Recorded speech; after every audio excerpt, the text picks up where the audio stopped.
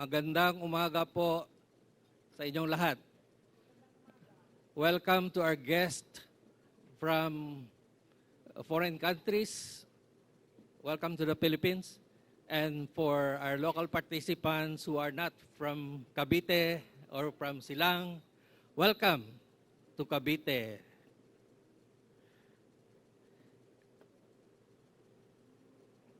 Okay, we still have some participants, maybe they're on their way, but we have to start. We'll start with the invocation to be followed by the Philippine National Anthem.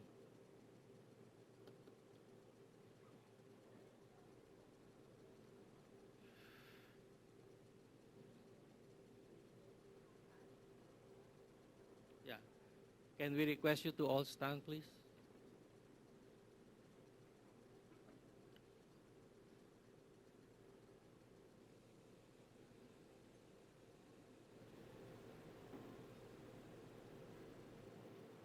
Let us bow our heads and put ourselves in the presence of the Lord. Dear Heavenly Father, we thank you for gathering all of us today. May you bestow your guidance and blessings so that we can enjoy and appreciate its significance in our lives. Bless everyone who are present here today, that each one of us may be able to share our knowledge, understanding, and wisdom for your glory and honor.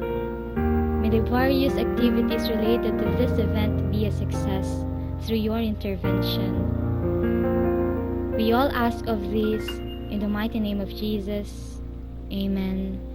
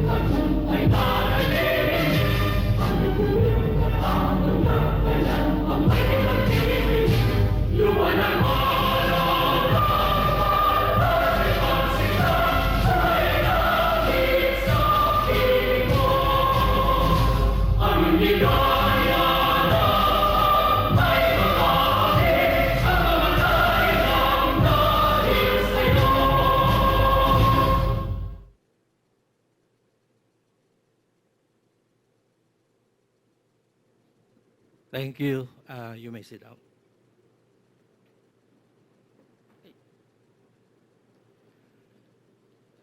Before I start, I would like to acknowledge the presence of Congresswoman Lani Mercado from the Lone District of Bacoor City. She was here much earlier than anybody else. Anyway, by the way, I'm Joselito Cruz Bernardo. I'm from ISST, and I'll be your MC for today.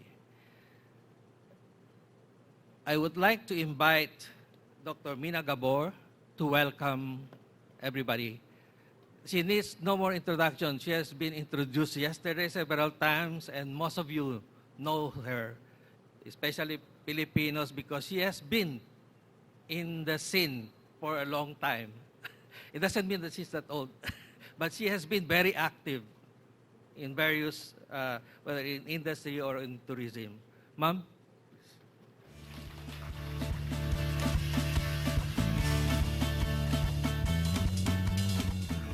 Good morning, everyone. Magandang umaga sa inyong lahat. Good morning! Yesterday, it was an exciting day. I think today is going to be a great day for learning. And we see all of the people that were here. We were at the registration and everybody was looking forward to the next 2 days. And We thank you for coming here. I'd like to acknowledge also a member of the board of La Union who came all the way from La Union. I'd like to call on Joy Ortega to stand up. Thank you, Joy. And I think there are so many that are here today who's coming from all the way from Mindanao. Those people from Mindanao, please stand up. All right, there you are. Wow, bravo. Wow. Oh, Yusek Adobo from Mindanao. Yes. And those from Visayas, please stand up. Visayas, there you are. And from Luzon, Luzon. There you are, from Luzon. Oh, okay. All right. So, and from the National Capital Region. National Capital Region. Okay, kasama na sa Luzon. Sige. All right. We'd like to just say welcome to this two-day major event, the heart of the entire International Ecotourism Travel Mart. We'd like to reiterate, it's the first travel mart, green travel mart in the world, and you people are making history. So all of you that are here today are part of history. And I'd like to acknowledge Albert Teo. I did not see you yesterday, only today. You know, please stand up. One of the best rainforest lodge in the whole of Asia. You know, you see him, you see Suka Rainforest being featured in our ABS-CBN, in our own radio and TV, and now we have the owner of Suka Rainforest. This is an authentic ecotourism lodge that has been supported by the National Geographic Society. So we welcome you. And of course, one that we did not meet yesterday is Mihi Kang. So I'd like you to stand up from Korea. Yeah. And I'd like to call now all the delegates from the different countries. We have actually 25 that includes Timor-Leste. Please stand up to be recognized. There you are. Yeah, yeah, everyone. So, last but not least, I'd like to, of course, greet our chairman of the Asian Ecotourism Network, Masaru Takayama, who has been one of those that has been very busy pulling this together with us. Masaru, salamat po, salamat, and mabuhay. And now we'd like to say thank you for coming here, and would like to turn over the microphone to our host. There you are.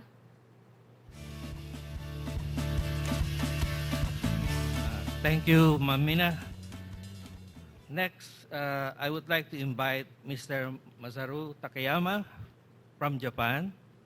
He is the founding father of AEN, and currently he is the chair leading the group.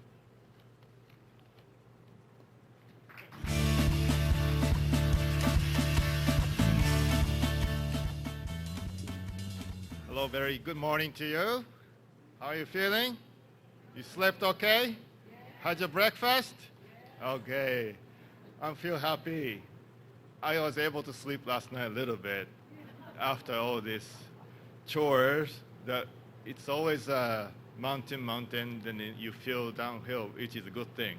But we're going to keep you up to date on what's happening in ecotourism. And this is something I'm very proud of, is that I was here in the Philippines 32 years ago as a traveler. And I'm a scuba diver since I was like 20 years old. So I have seen the paradise here. And I always wanted to, come back to the Philippines, and I really admire what you have. But unfortunately, with the time goes on, the ocean is no longer the same because the way that we live. We take it for granted, You can remember your days or your grandpa's day for the younger people, that how they used to live. We were not that much fossil fuel dependent. We were not, traveling as much as far as we used to. Now you can afford to go anywhere you want. Now the COVID is almost over. So that really gives us the wings to, go anywhere you like. And that's the power of tourism. So what you get is, because what you paid for. But sometimes you're not paying enough because the cost for the earth, you don't realize as much. The car we drive or any plastic that you use for your coffee, the lids, your forks, the straws, we're trying to eliminate those because if you've been to the beaches of yours or anywhere in Asia, you've seen tons of plastic in the ocean, which actually amounts or surmount the stock of marine fish and other creatures in the ocean. And we need to realize all these plastics are now being broken down into small particles. And what's doing to us is that because we eat fish with the guts inside sometimes, or the salt that we use for the cooking, we already have the nanoplastics in it. So the plastic alone doesn't do much, but the PCBs and the other lethal toxic materials that are used to manufacture plastic, you're also consuming as of today. So our generation needs to do something. If you really think about your children, your offsprings, so it's not just tourism. So what we are trying to do here is to realize what's happening in the world. And you can see that locally, but with the partnership globally, we can do a lot more. And so our mission is to learn and share and realize what we need to do today, not tomorrow. So I think that you can take it for your heart today, what you will be seeing, the past. We've been preaching this for over 30 years. And it's going to go for another 20 years, 30 years, as long as we live, right? So we hope that what you learn today will be passed on, not limited to yourselves, but spread the word, please. And it's not just Philippines, but we do travel to other countries to try to do the same. We do that in Thailand, South Korea, Myanmar, everywhere. Wherever we go, we have the same sets of problems. So please, I want to say that thank you for so many that familiar faces are here, but we want to engage with you from the very grassroots level. Of course, the people in the government, we need the institution, academic institution, we need the tour operators, lodge owners, but everybody has to be involved in this one. So thank you so much, and I look forward to seeing you and talking to you and sharing the good practices of the world. I know that a lot of you are committed to be here today and tomorrow, but we also have another day set up for AEN people. You're all more than welcome to join us on April 1st also, that we have a lot more international good practices happening, and I'm sure that it will be good for you too. Thank you so much.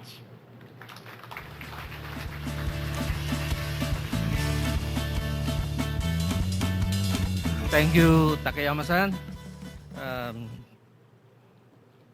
In Japan, ecotourism is very popular, just like agritourism as well. And I live in Japan for 13 years. I was affiliated with the Asian Productivity Organization.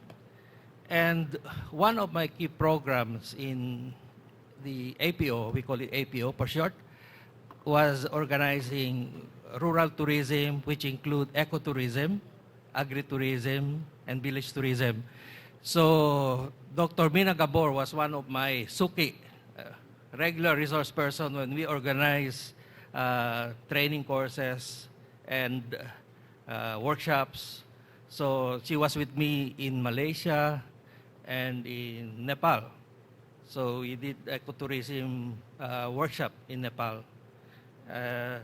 That's why when I left APO, she said, Jojo, I want you to join me at ISST. I retired from IPO in 2018 and came back to the Philippines. And I was very honored to be with her, to work with her here at ISST. And today, I continue my advocacy as Takayama-san was asking you to do as well for ecotourism. In fact, I continue to be a resource person for APO in some of their, they call it now village tourism, which include ecotourism, agritourism. And I keep on moving forward with that message that we need to protect the environment for the future generation. Okay, our keynote speaker for today is the Undersecretary for Legal and Administration of the Department of Environment and Natural Resources. He has been a dedicated public servant. He served the government and the Filipino nation for 34 years. And he has been moving upward over those years. No? He was at one time director of Region 4, director of Region 4B, and then he was assigned in Region 9 in Mindanao.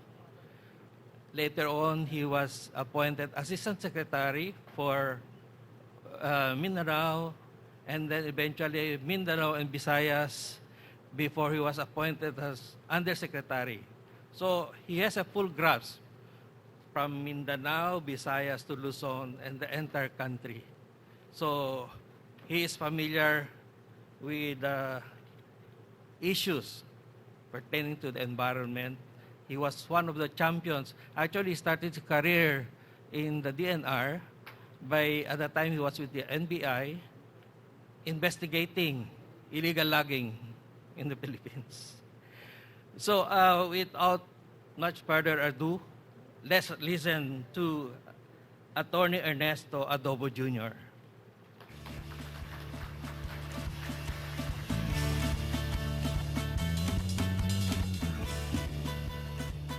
Thank you, Sir Lito. San. Marunong pala mag-Ilonggo si Sir Lito. I'm now lost. I was told yesterday, I was here the entire day when I came back to the office and told my boss, secretary, that I have conveyed her message to our sustainable tourism champion, her idol, my boss, and my idol to Sec Mina. And I'm sorry, Sec Mina, to bring this not so good news. She told me to represent her. So the one scheduled to be your keynote speaker today is really my boss, not myself. That's why I have her speech with me to read to you. But first of all, of course, I'd like to pay respect to the Honorable Lani Mercado Revilla of the Lone District of City of Bacoor.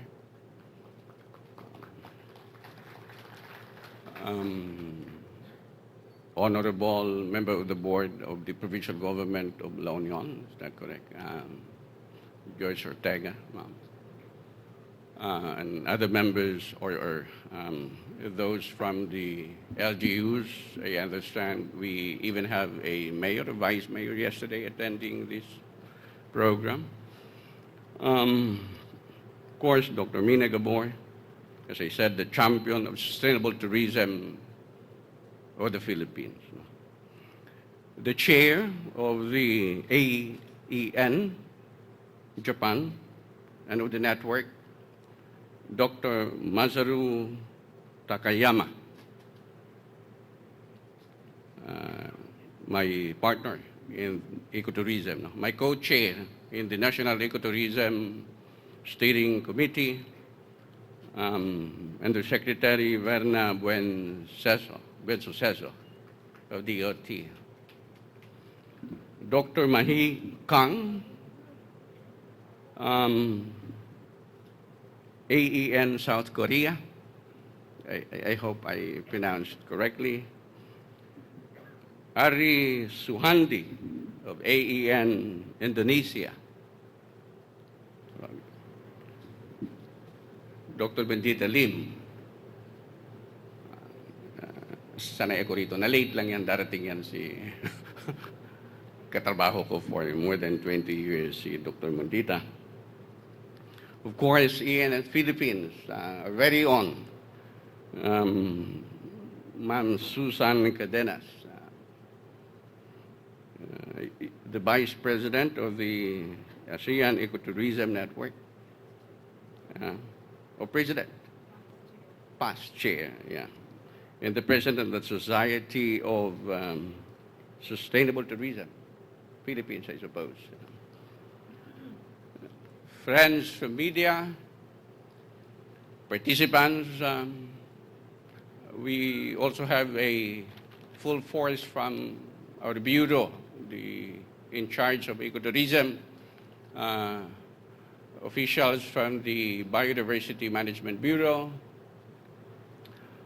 and I am surprised to see, pleasantly surprised to see the Assistant Regional Director for Technical Services of Region 9 from Mindanao, Dr. Oporto.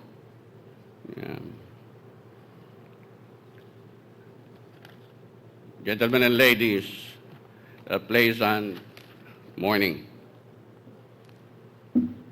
It is indeed my honor and pleasure to represent my boss, Secretary Maria Antonia Yulo Loizaga, who sends her regrets for not being able to join us here today due to exigencies. The Department of Environment and Natural Resources thanks and congratulate International School of Sustainable Tourism for this trailblazing event touted as the first ever ecotourism travel mart in the world. It has been repeated. This is a history unfolding. Thank you, Ma'am Mina, for initiating this event. We recognize the partnership that made this seminal gathering possible. Truly, this is the fruit of the vibrant collaborations among the stakeholders of the ecotourism industry, with ISST working together with government agencies and various organizations, including the ASEAN Center for Biodiversity, or ACB, the ASEAN Center for Excellence in Biodiversity, and the only ASEAN Center body hosted by the Philippine government thus far. It is heartwarming also to know that there is mutual support and passion for nature, positive tourism in the national, regional, and global levels, with our neighbors from ASEAN, including Indonesia, Myanmar, Thailand, Laos, as well as friends from all over the world joining us today. It is in light of these government synergies that this growing community of like-minded organizations and players in the industry that we draw out Philippines' context and the importance of sustainable tourism, one that takes into account precious ecosystems and recognizes the rights of the indigenous people and local communities, even as we engage with the world at large and recover from the pandemic. I am supposed to read my secretary's message. Before I forget, I'll go to... Yes,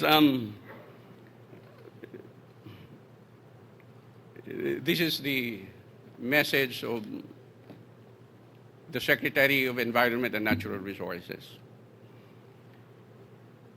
Good morning. I would like to thank the International Ecotourism Travel Mart for the kind invitation extended to DNR to join this year's first Green Travel Mart. The Philippines tourism sector can act as driver for environmental and cultural protection, economic progress, and social development. However, it faces numerous challenges caused by climate change, extreme weather events, and slow and rapid onset hazards. These considerably affect tourism, particularly nature-based ecotourism. A thriving ecotourism sector is dependent on a healthy and vibrant natural resources. It relies on the resilience of ecosystems, strong governance, and well-developed infrastructure. To achieve this resilient and sustainable ecotourism, it is essential to work closely with local communities and stakeholders, involve them in the decision-making, and ensure the promotion of responsible practices such as waste reduction, water and energy conservation, and biodiversity and ecosystems protection. Equity is central to ecotourism.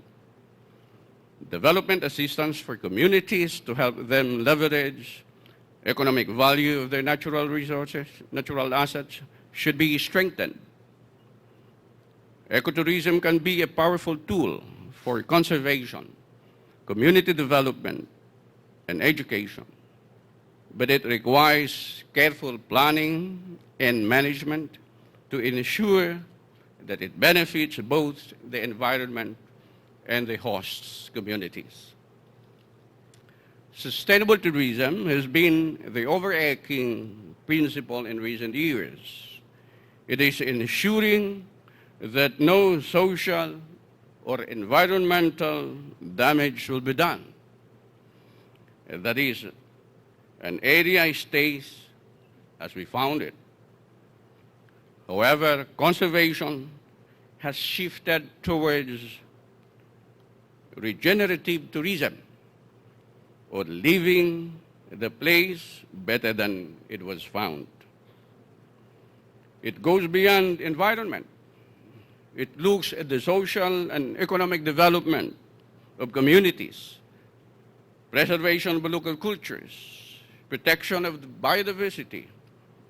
It is the understanding that everything is connected and the interactions between every stakeholders throughout the tourism value chain have impacts on each other and on the ecosystem.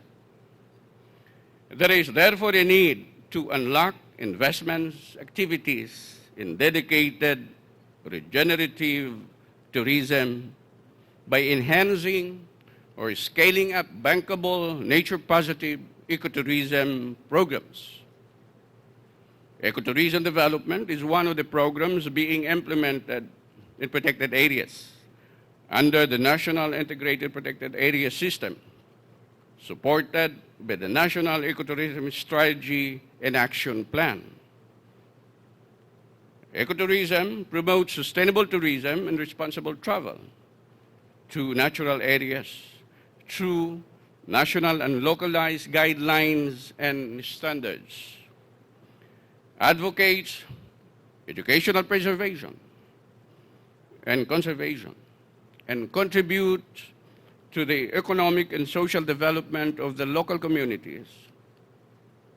The National Ecotourism Strategy and Action Plan is a roadmap for sustainable management of destinations, education and awareness, involvement of local communities, development of tourism products, and improvement of tourism infrastructure services and human resource opportunities.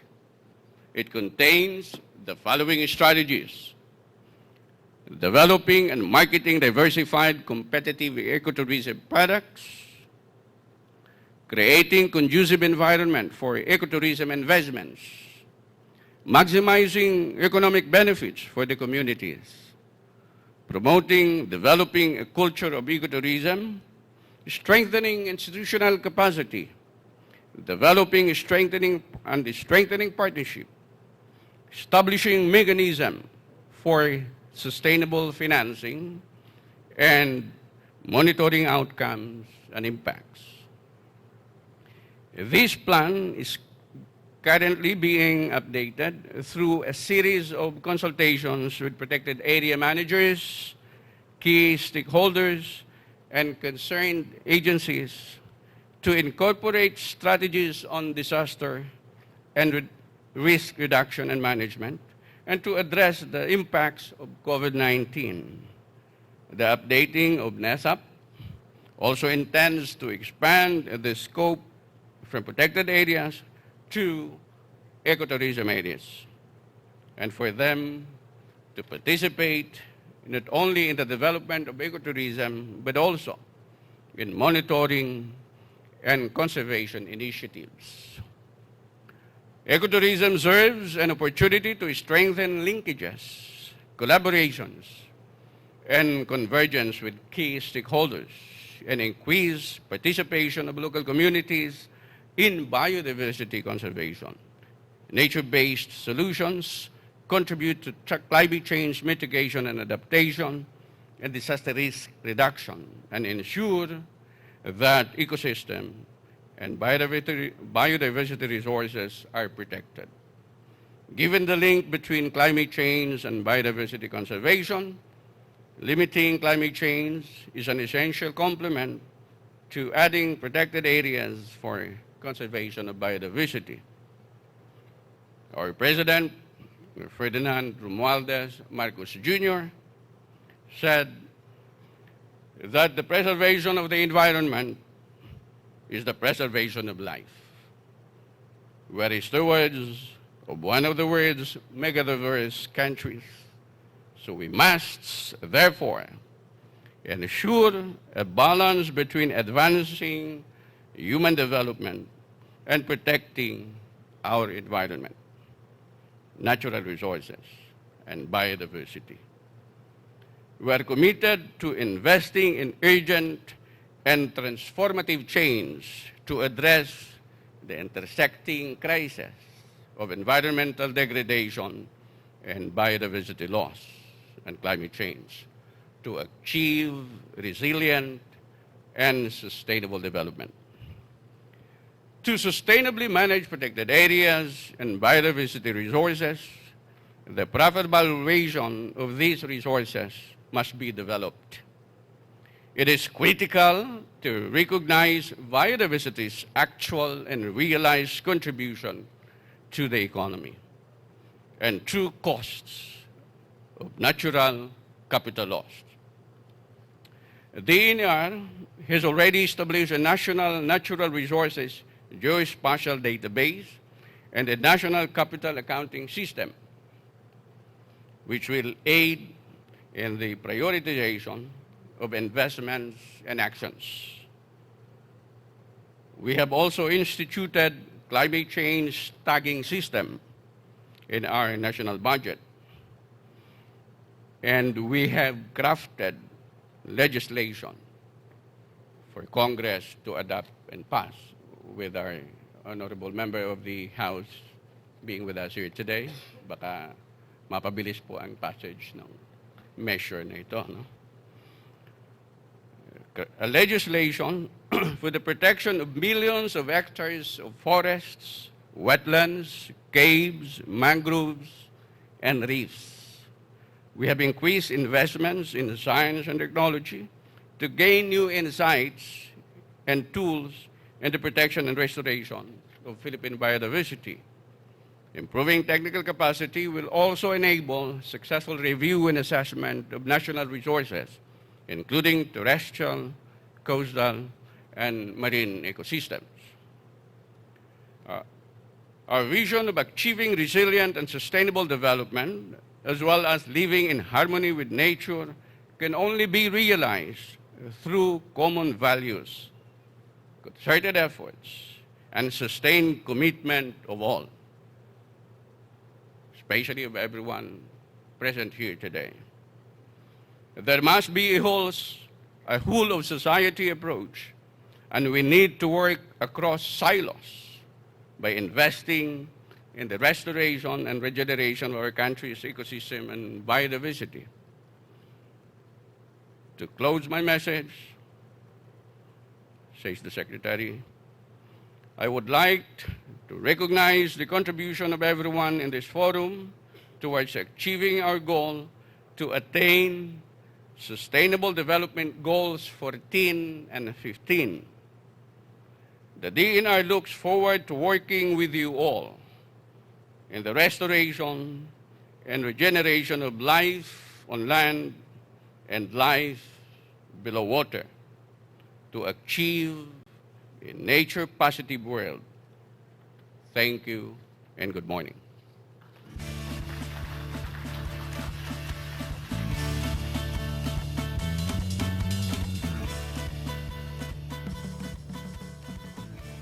Thank you very much, Undersecretary Adobo. Rest assured that our participants, especially from the Philippines, will take on the challenge to cooperate with the Department of Environment and Natural Resources in pursuing the programs that you have planned. Okay, that ends our opening session. May we invite our keynote speaker, Dr. Gabor, to have a photo opportunity here. Takayama-san. And Congresswoman Lani Mercado can join.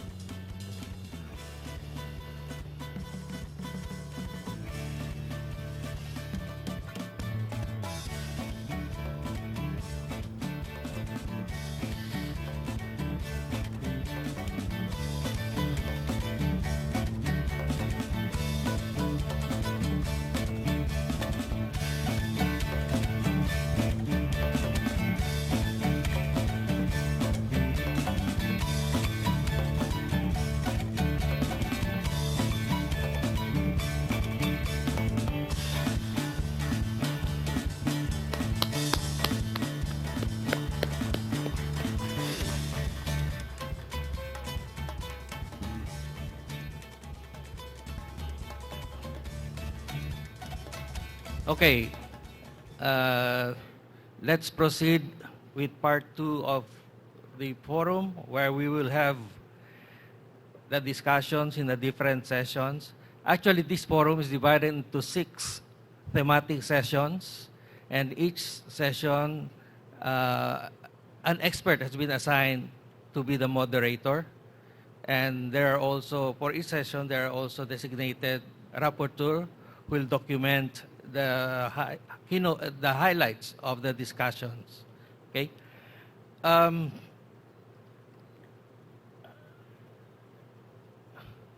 Operator, can you flash the program?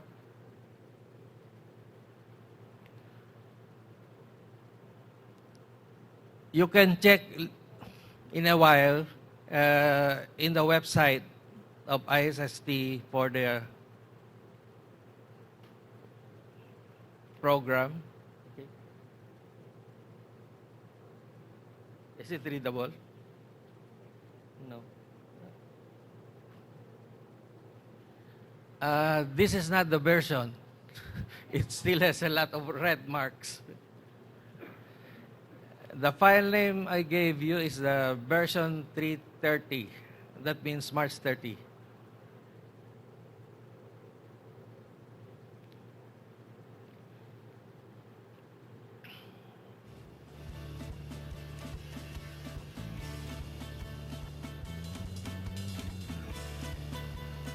Anyway, you can see the program later on, so we don't lose so much time. I would like to start with the first session, which is the introduction to ecotourism. Our moderator for this session She has her Doctor of Philosophy or PhD in Tourism Management from the National Institute of Development Administration in Thailand. And she also has her Master's of Art in Hospitality Management from the University of Birmingham. She is currently the Director of Community-Based Tourism Development at Designated Areas for Sustainable Tourism Administration. So she has been with this organization since 2013, and she is providing consulting and other capacity building activities in Thailand. So I'll turn over the floor to Ms. Vanvipa Panumat. She will be the moderator for session 1, and we will have 4 speakers in this session. She'll be the one to introduce. I will introduce the moderator as we go along to the sessions. Okay? Thank you. Ms. Vanvipa.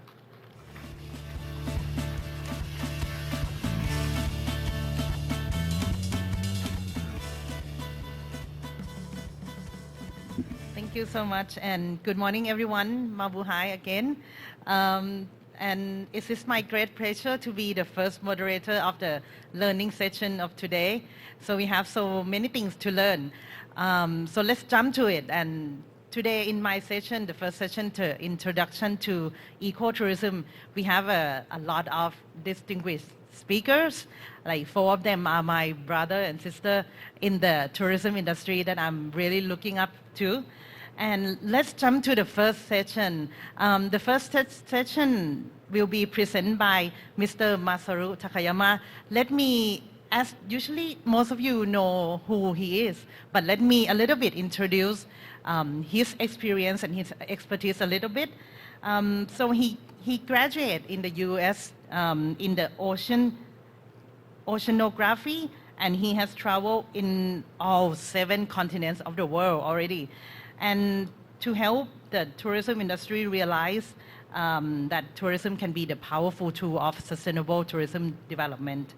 And he witnessed the late 90s how Costa Rica was driving ecotourism, which motivated him to replicate these similar models in Japan and throughout the ASEAN country and the world now as well. So since 2005, he founded Japan Ecolodge Association, and the first in Asia with a GSTC recognized standard.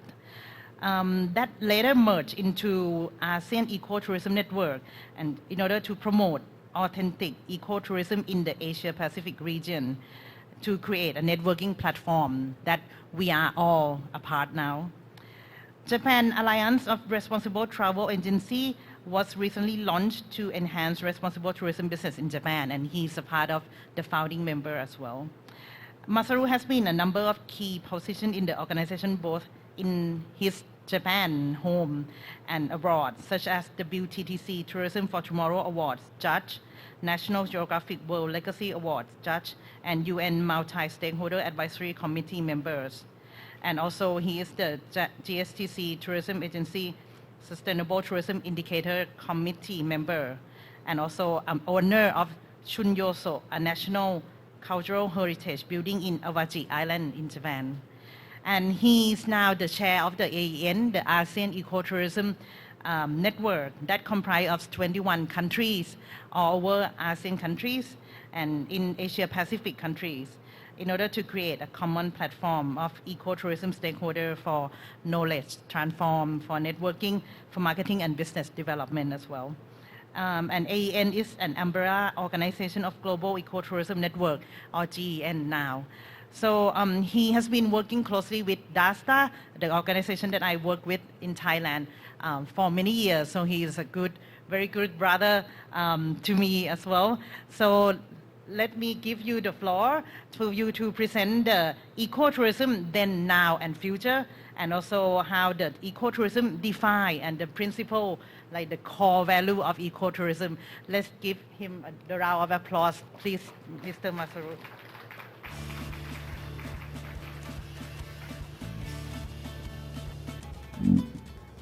Hello again, and I hope that you could cope with me the next 40 minutes.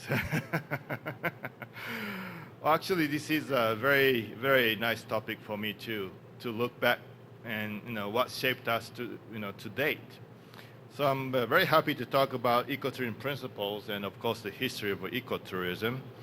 And many of the slides that I've been using is also provided by Hector Lascarin, who you may know is the founder of ecotourism. So this is actually his slides. So I'm just going to touch upon some of essential elements of ecotourism.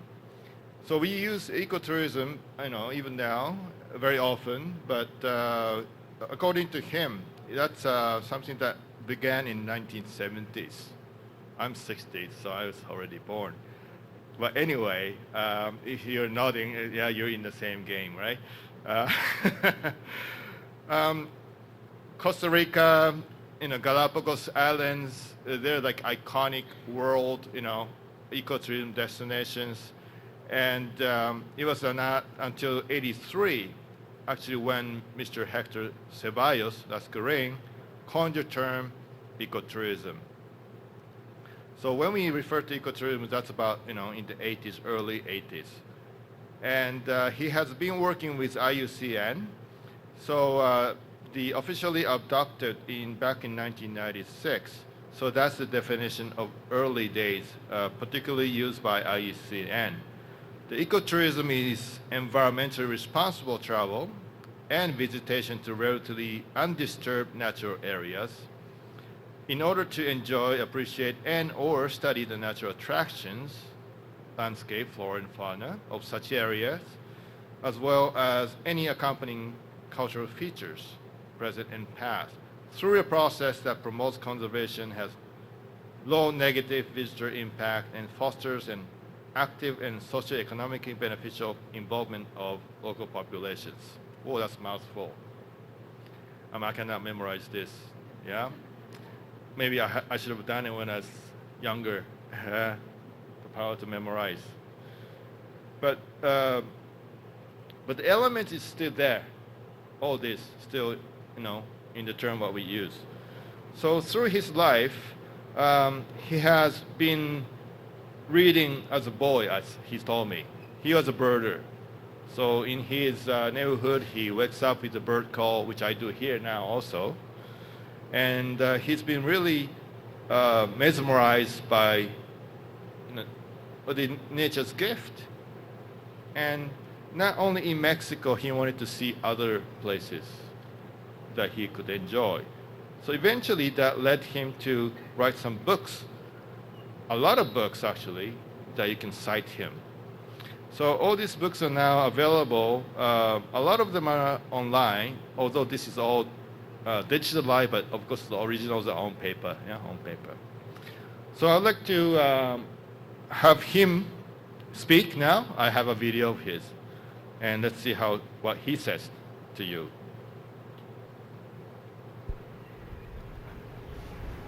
Hello, friends. Greetings from Mexico. I'm Hector Ceballos Lascurain.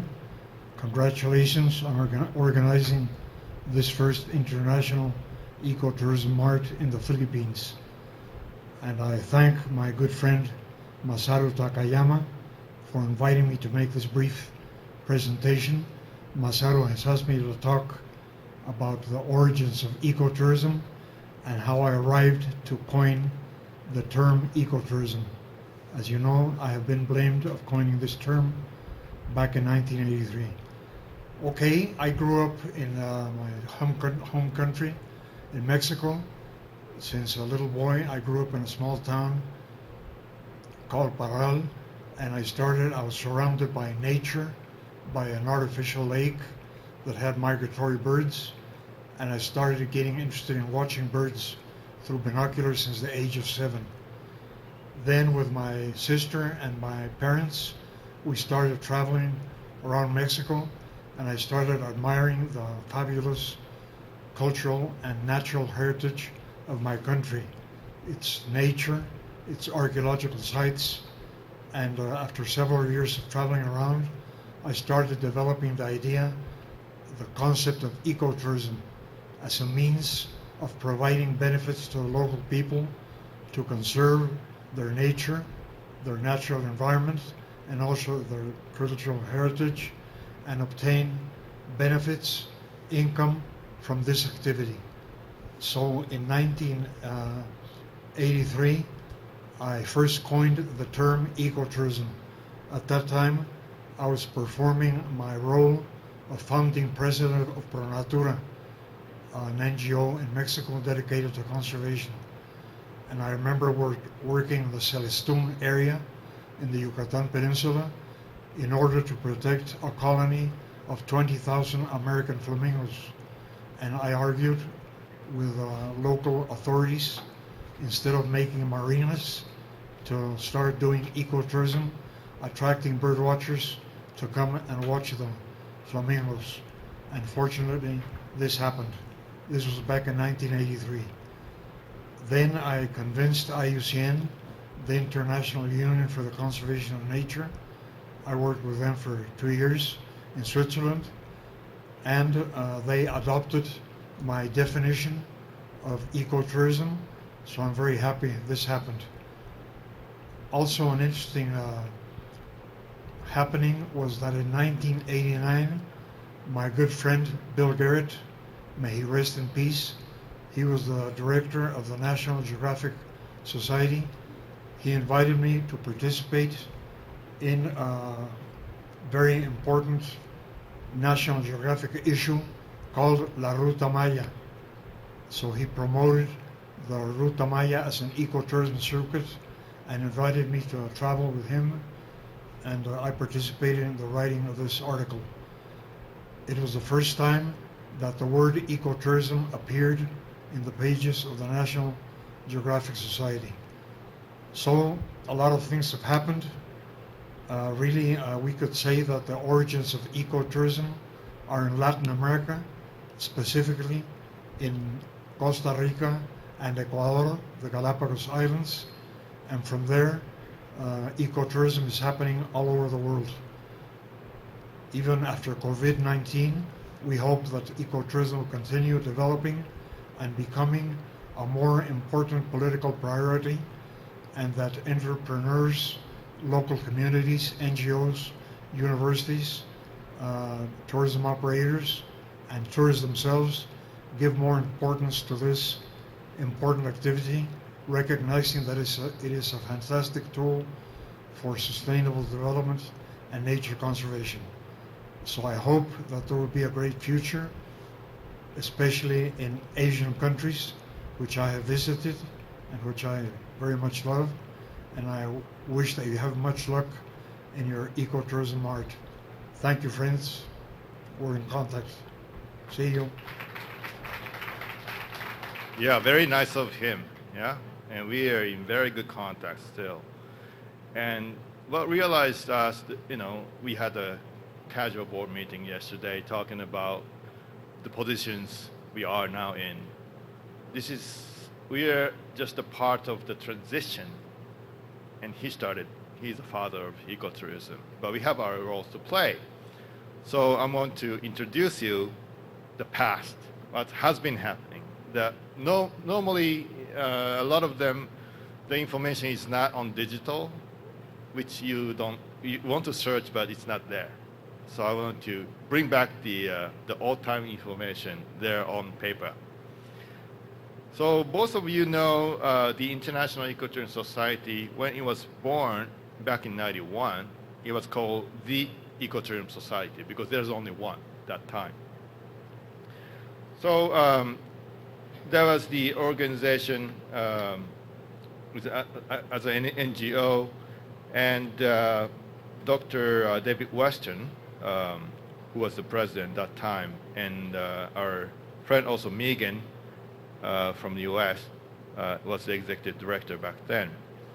So there are many people, particularly in the United States at that time, have gathered. Of course, we had the Africa people, but mostly white people that started that time. Then looking back into 91, their newsletter, tourism regulation started in Antarctica. How many of you been to Antarctica in this room? Not many. I have. I want to go back. But not like when they started, 91, because the ice and glacier are no longer there because of our activities. But even back then, they saw the needs of putting the regulations so tourism impacts is minimized. They still do very strict. So in terms of ecotourism, if you do go to Antarctica, not on cruise ship, but the smaller, like research vessels, you will know how strict it is.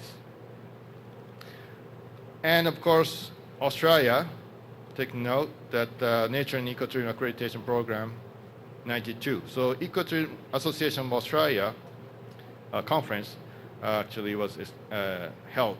And of course, their program launched in 96. So we believe that Australia is the leading in terms of setting standards and certification. Again, 93, Australia takes sustainable tourism route. So all these things are actually in text. I cannot go into detail because of the time constraints, but just to show what kind of countries are starting up. Very interesting. 94, it comes to Asia finally. Yeah, PATA conference in Bali. It's not directly ecotourism, but talking about enriching the environment through tourism. Nature Conservancy, WWF, taking on national park visitors. Talking about the national park visitor on the rise. People are more attracted to the natural elements. But they're also talking about wildlife, disturbs wildlife, creates pollution, creates pollution, and tramples flora. WTTC also embarks on Green Globe program back then, 94. 96, Pacific Islands also starting an ecotourism solution, seeking because a lot of the islands are dependent on tourism even now, and because of COVID, you know the situation. They want to, welcome us. We want to stay longer in those areas, and take a note that, of course, headed by Ari, the Indonesian Ecotourism Network, Indicon, released its first newsletter, 96. Wow. The younger people, not even here, yeah? Or you're in schools. Remember those days. And of course, the pioneer among our board, the Albert Thiel, Mr.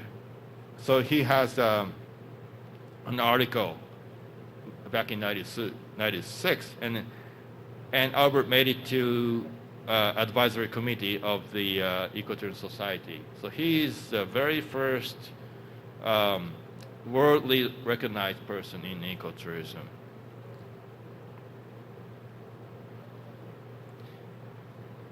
Time goes on, 97.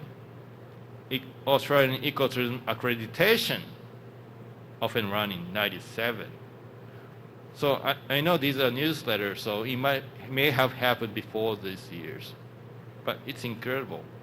And TIATA, we have people in the room. The Thailand Ecotourism and Adventure Travel Association was founded back in 97. So they're quite early also. We also had the Japan Association of Travel Agents talking about new important projects. So a lot of the ecotourism projects are happening, not only in Latin America, but of course Asia. Time goes on, 99, they're already 10th year running. And then they talk about ecotourism definition here.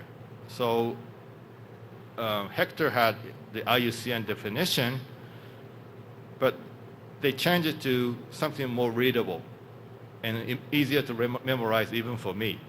So responsible travel to natural areas that conserve the environment and sustain the well-being of local people. We've been using that, quoting that all the time, right? So that's 97. But it also talks about the the local people, the well-being of local people was of equal importance to conserving environment. So when you talk about ecotourism, particularly in Asia, and of course Latin America and other places, but a lot of the community-based projects are actually ecotourism projects. And when you do ecotourism, people live within national parks or protected areas. We always have to be engaging for the benefit of the local people. That's very, very, important to seek the triple bottom line through ecotourism. And look at this, 1999, in-kind contribution. Of course, we have Albert Thiel, but let's see. Thank you to Mina Gabor. That time, 99. It's documented. I found it like, wow, this is great. And of course, we also had Chandra De Silva. He's no longer with us, but he's looking from above us. Yeah.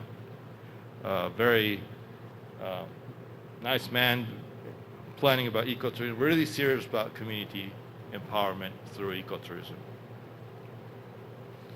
2000, they're talking about the Sikkim and of course Kerala. India is starting up a lot. And setting standard and certification program for the entire world, that's 2000. That's still 20 years back. And it's talking about voluntary enrollment. And the travel and tourism industry is strictly voluntary in terms of ecotourism. And certification programs are there, but it's not as, obligatory, of course. It still isn't. And there are types of certification scheme like NEEP from Australia. We also have the Blue Flag. You may know about the beaches or the tourist ships. CST, which is a certification scheme in Costa Rica. It's been there all the time. It's a national scheme back in 2000. So these certification schemes being recognized those times. 2001, I'm talking about Thailand's conservation challenges. It talks about Thailand, but it's not limited to Thailand. We see this is a universal issue even now because it is widely. Ecotourism is used widely simply as a marketing tool. An example that are true to the fundamental principles of ecotourism are sadly few and far between. And the theme today is ecotourism travel mart. People are here for the promotion and marketing, but we need to be careful who are actually doing, walking the talk, right? Many tour operators interpret ecotourism to mean adventure activities in forests and conveniently ignore essential environmental and social considerations. It was a problem back then. It still is. That's why we are working to combat greenwashing. The concept will be, they're hoping that the concept will be reviewed, the image of the sector will be improved, and the contribution of ecotourism to conservation and sustainable development will be significantly enhanced. We are here for that reason. We're still doing the part, right?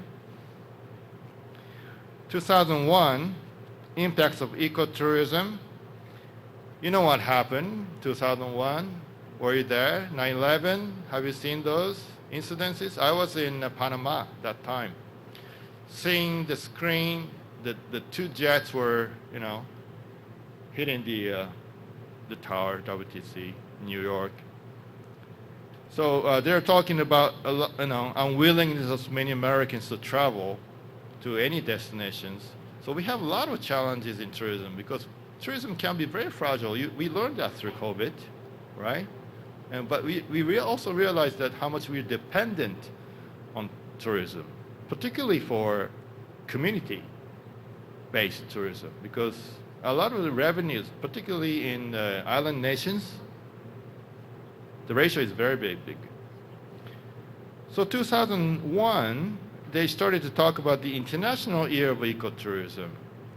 the very reason why we are doing this year, we were supposed to do it last year, because 2002 is the international year, tourism year, and most of you who knows 2017 was the year of sustainable tourism for development. So it took 15 years even for the UN agencies to realize that sustainability should be in place for any types of tourism. So we emphasize ecotourism in this room now, but any types of tourism, the shopping, or gastronomy, whatever you do, MICE, conventions, something like this, we have the MART, sustainability must be in place. That's number one. So, but ecotourism is the star of sustainable tourism from start. So we see that not only in South Asia, but also in Thailand, we also have East Africa, Arctic region, Sweden, Canada, Australia. So people were waking up about this. And the Taiwan ecotourism, sorry, that's my phone. It's not a bird. Just ignore it, yeah. So Taiwan Ecotourism Association was founded back in 2001. So you guys are still early adopters of this. And we remember after 2002, we see this acceleration in the movement of making these ecotourism associations. So we had the South Asia regional meeting 2002 in Sikkim. I don't know if any of you were there. This is quite something, huh? I was not there, but of course some of you may have been there. And I have a photo from Ari. This is the Southeast Asia regional meeting in Chiang Mai back in 2002. You will see him here, still unchanged, handsome man, right? Yes. So I guess our group on the board, a lot of us actually know each other since these years. So we look like we're family because we know each other 20 years. And talking about World Ecotourism Summit Review, I'm not going to read it out, but from Southeast Asia, they are a lot of action plans about regional cooperation for ecotourism practices, networking for dialogue, exchange and cooperation, debt bank for information, research programs, developmental supportive and enabling policies, innovative products. We still talk about all this today, but it cannot be done by just one country. We need all the stakeholders involved. We realized that back in 2002. So this is just a snapshot of this. And if you're studying ecotourism, you highly encouraged to get a final report of that summit back then. What we used to talk. We talk about climate actions and all these things 20 years back. Still.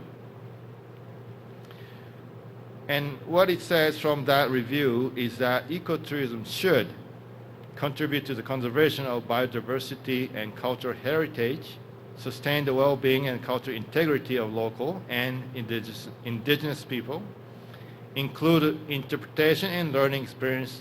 We're doing that today. Involve responsible action on the part of tourists and the tourism industry.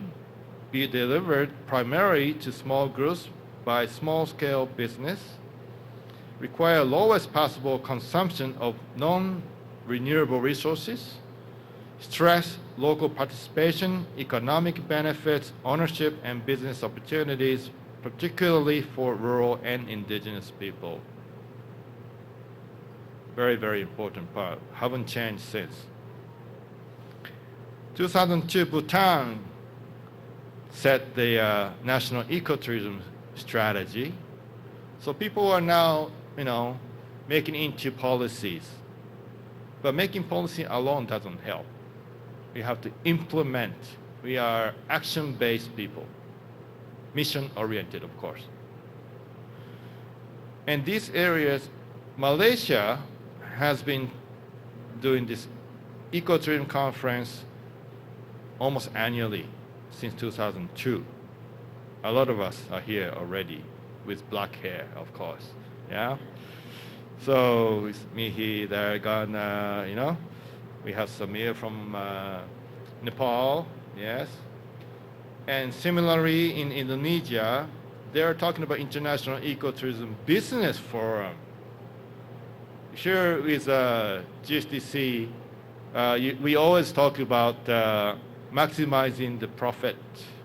You have to be financially sustainable in tourism if you want to do something, right? So this is great, 2003, and of course our friend Albert, Adi, myself, see, we are there. This is like a reunion big photo, so we really enjoy this. This is a treasure for us. So Adi talks in this business forum. Still goes on, right? Still goes on. Taiwan Ecotourism Conference 2005, I was there. Actually, some of the team members doesn't know that I was there. But many countries are starting all these conferences and forums. Let's go to Laos, 2007. It's a national, but you know, ecotourism forum. A lot of us were there, supported by ADB that time. And then 2007, if you remember, 2002 is the international year. Then 2007 is the IYE +5.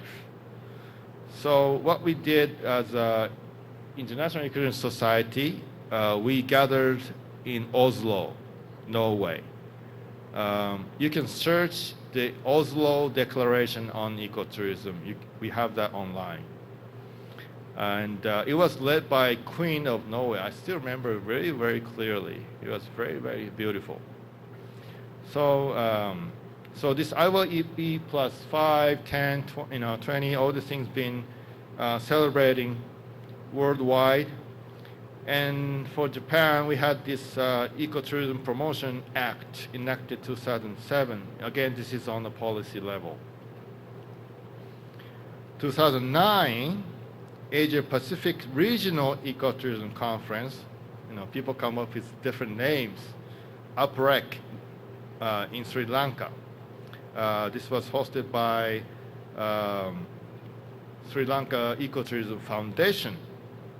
Yeah, some of us are there. And then with the connection of UNWTO, we had this Malaysian conference convener who was able to bring ecotourism to UN level. 2009 World Ecotourism Conference in Laos, PDR. 2010 Malaysia. 2011 Cambodia. 2012 South Korea, and of course Philippines 2014. I don't know if you were here or not. Yeah, so those days. Oh, I love this photo. Oh, yes. Dr. Mihi Khan. Yes. Don't laugh, she's beautiful still. Hasn't changed a bit, right? We all agree. Well, we are under the pressure, though, we have to say. Anyway, so South Korea has been a big player since. In 2011, not to forget, Philippines establishing the guidelines for ecotourism development. Yeah, so this comes through order. And then, so Philippines more active since then, 2011. Welcome to the club, right? So goes on. Ecotourism, Sustainable Tourism Conferences, we call it ESTC. And this was organized by the International Ecotourism Society, which Albert and I were also on the board. And Monterey, California, Nairobi, 2013, then we met. Yeah, Kumambipa at that time. We were much younger then. Yeah, more experienced now, that's what I'm trying to say. Bonito, Brazil, and there's North American ESTC in Tampa, Florida, which I hear Mr. Boboy was there. And I deliberately changed the color to red 2015 and 17 because of the ownership of this conference has been changed. Actually, a lot of us on the board of TIES back then, because of the management, we all stepped down one time and created a new society. That's including AEN. So I'll talk a little bit about that too. But this is Monterey, 2012, Albert there, of course, yeah. And 2013, this is Kenya. We have Dr. Alan, we have Mihi, of course, and Albert. Oh, we are always there. So we had the conference, but we also had the Eco Lodge study training course there. So it's not just, study, but of course we had a lot of good field trips. I still remember it was wonderful. In 2015, here comes Myanmar, had the International Ecotourism Conference, right? Yeah. And they enacted the policy level for the protected areas. So this is very unique, having this. All these countries are involved one way or another on the policy level. Then 2015 is a very iconic year for us. And thank you again for DASTA for hosting us the first 2 years. It was not 21 countries back then. When we started, it was about a dozen countries because we knew each other already. But we never talked about the partnership. We all had national agenda. We knew each other. We meet, talk, share. But we thought, okay, we could do something better, by synergy. We create ripple effects. So we decided to, found the Asian Ecotourism Network. So every year we have been in Bangkok, and this is another annual general meeting. You start to see more people are, engaged. And for ASEAN, we had the Ecotourism Forum in Pak Se. We also have the declaration. You can Google that too. A lot of us were there. Okay, so now it's becoming more recent. And of course, 2017, we were in Subic. ISST was actually in Subic, right? So a lot of us were here in the Philippines talking about ecotourism, but it's again festival, yeah? We had a lot of good time here. And then I just want to show, I was involved in other regional network. This is just the European Ecotourism Conference back in 2018. But what we decided to do is that the AEN model works. So we want to, see this in other regions of the world. So Europe has been doing that for almost 10 years now, I think a little over 10 years. So this is something that I was talking about, how AEN is doing well. And during the pandemic, a lot of us are here online, 2022, just a year ago. We did the 2-day conference on ecotourism. If you go to our website, AsianEcotourismNetwork.org, we have the footage. So you can still watch it. We had the ministers from Myanmar, we had Indonesia, and a lot of us here who are not here physically. So a lot of the topics been discussed here. So I highly encourage if you have the time to explore the latest 1 year ago. And definition and key concepts, it's on the Global Ecotourism Network site. It hasn't changed except that we added the very last part through interpretation and education of all involved, visitor, staff, and the visited. That's the only part we added. So this is the current and the latest definition that we use now. I don't think it will change. Hope not. And I want to just emphasize a few things before my time's out. Not all tourism in nature is ecotourism. This is also on the GEN, the Global Ecotourism website, Network website. Uncontrolled ecotourism threatens national parks. So you know that all forms of tourism needs to be managed. So if ecotourism threatens natural areas, it's not ecotourism from start. Greenwashing in ecotourism, so it's a rampant in travel and tourism, but if there's greenwashing, it's not ecotourism because it's not authentic. Whatever the country is set to become a global leader in the field of ecotourism as it plans to open the world's largest underwater theme park is not ecotourism. Because a lot of them claims to be eco-friendly, researchers are involved, and diving is involved, but it could qualify as adventure tourism. We have a lot of overlaps. Hunting tourism, we also say fishing tourism.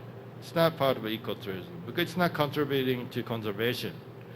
You may use as a tool for the education, but if you're extracting all the time, it's not ecotourism.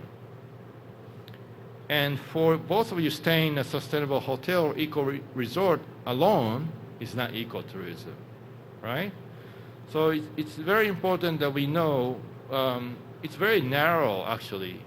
All forms of ecotourism must be sustainable. Okay, so I want to come to the wrap up. So why do we need ecotourism? We need to protect our tourism assets, but more importantly, we need them for us to live sustainably. We need to protect our ecotourism assets, but more importantly, to live sustainably. We need to offer interpretive education so that both the residents and the visitors understand its importance to protect. We need to offer fun experience to appreciate pristine nature, leading to believe that when they need to act and the nature needs to be protected. The local food and drinks utilize the bounty of local nature. Choose local food, promote decarbonization, support the local economy.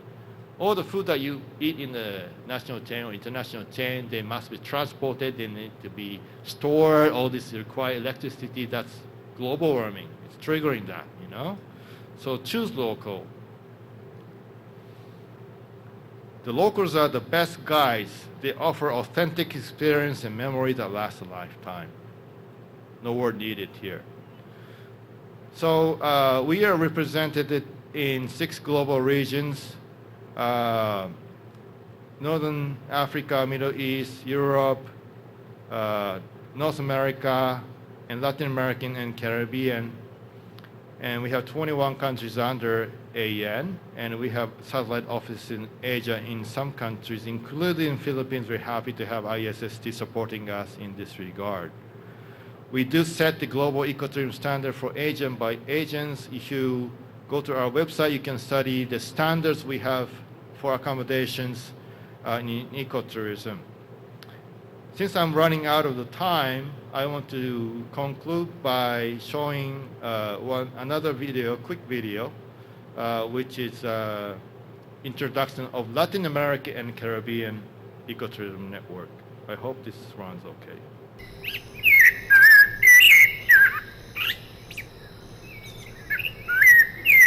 Buenos días desde Costa Rica.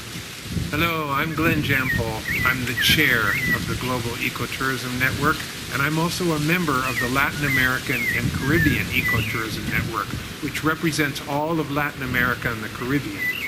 We're also part of one of the 6 global regional networks for ecotourism in the world, and we're all under the great umbrella of the Global Ecotourism Network, GEN.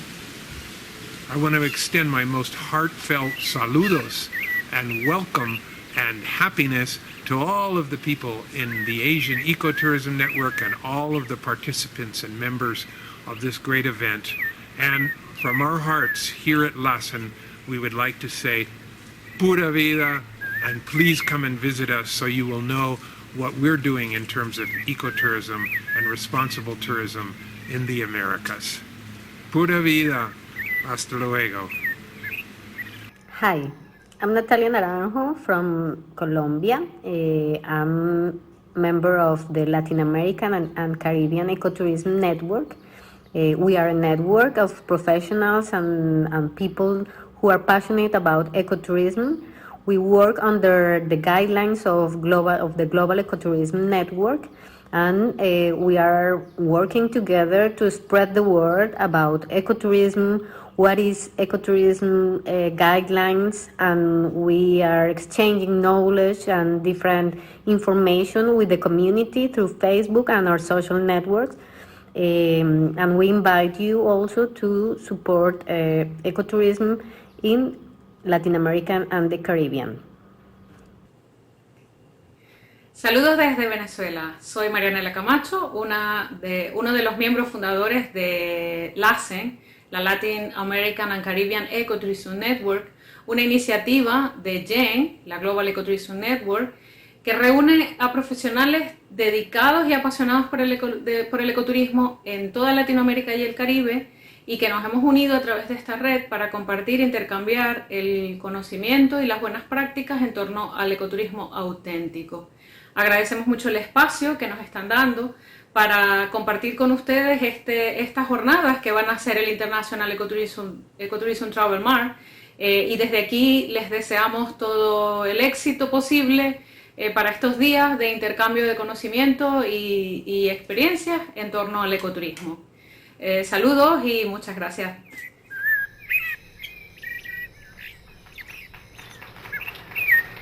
Yeah, very nice of them, huh? So you can feel that it's not just this room, it's the entire world we dedicated to. So, do your things that you need to be doing. We don't have to tell you what to do. You know what should be done. So I'm not talking or underlining what should be done in the future, because we've been doing this for years and years. But partnership and sharing knowledge and education, this is very key. So we can see the smiles of our children. Yeah? So we do this together. Thank you so much.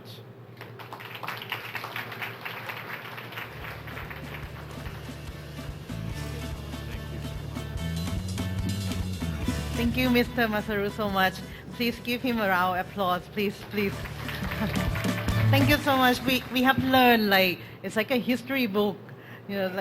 I'm glad that I'm here to learn, we have a really long ways back, in ecotourism, and we see lots of progress, like he mentioned about policy change, networking, conference, lots of conference, But I think now is not the time that we talking anymore, but it's about the age of implementation. And that's why we have the partnership and everyone here to hold hands and go to reach the goal of ecotourism together, to the well-being of the local people. And thank you so much, Mr. Masaru. And this session is not end yet, but because I know that, it's a lot of information now. So maybe we give you a quick 10 minutes break for the coffee break. And the coffee is just around the corner, just turn right. But before you decide to go to the coffee break, just quick grab the coffee and come back in 10 minutes. We will have another 3 important speakers to show us how the concept of ecotourism can be implemented and can be formulated as a part of policy as well. So stay tuned and come back in 10 minutes. Thank you.